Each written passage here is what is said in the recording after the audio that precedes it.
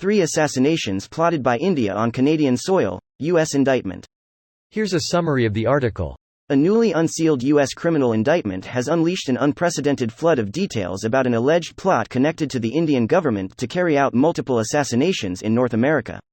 Perhaps the most surprising allegation in the murder-for-hire indictment filed in New York State against Indian national Nikhil Gupta is a claim that there were plans to carry out 3 such killings on Canadian soil.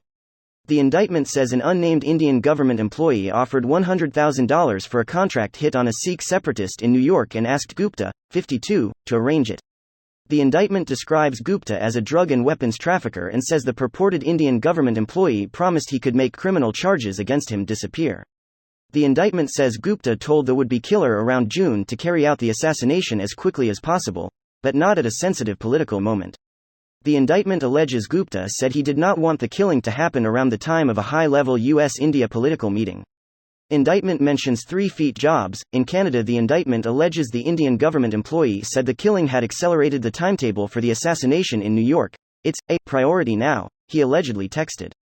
This post received a score of 5,200, with an upvote ratio of 96%. Here are the top comments in response to this article. What is up with India lately? One word, Modi. Then perhaps Modi should be given a message that hits real close to home to not start playing the assassination game. The US and Canada ought to take a lesson from Tito in that regard. I wonder how the Astro surfers will twist this. The real issue is the Canadian politicians making a scene over our wily illegal and morally abhorrent actions.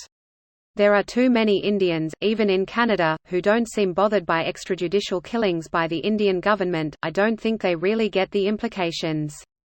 As a brown person, it definitely bothers me that the core logic employed here by the Indian government is, if they are brown, they are ours to kill. Today, I am glad to be a Canadian citizen. Not just an extrajudicial execution. An extrajudicial execution of a citizen of a different country in that country. Can you just stop with extrajudicial assassinations already? There's a process to arrest and extradite people. There is a literal extradition treaty between India and Canada. If they really are criminals, just follow the legal process both countries already agreed to. Problem is India can't meet the criteria to get an extradition. Why? Because they make up the lies. Like implying Niger was involved in Air India when he was 6 to 7 years old. They've tried to do this the UK as well, which luckily was stopped by a strong-willed judge, who saw through it, also saw the macro-level implications. Here we are now seeing it unfold. Didn't you see the Marvels movie? 6-year-old can absolutely take out a plane. Haven't you seen Bollywood?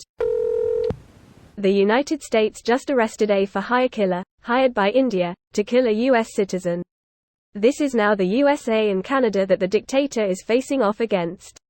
It often is. Canada is a G7 country and a key U.S. NATO ally, but it has the population of California and the GDP of Texas. Strongmen like Xi and Modi try to bully Canada to see if they can get away with it. It's done in part because Canada is the U.S. little brother and as a way of indirectly testing the U.S. I think the US understands on some level that they have a responsibility and that it is in their interest to stand with Canada on this stuff. Monroe Doctrine's still in effect, though it's just part of the fabric of this country at this point. The court file. This filing contains commutations between Indian government officials, CC1, and Nikhil Gupta. If you look back, the whole diplomatic escalation with Canada by Indian government looks utterly foolish. When they got caught, they denied and moved on, without escalation. Indian government know that they already got caught red-handed or on the process of being caught. This video was automatically created by Reddit to speech.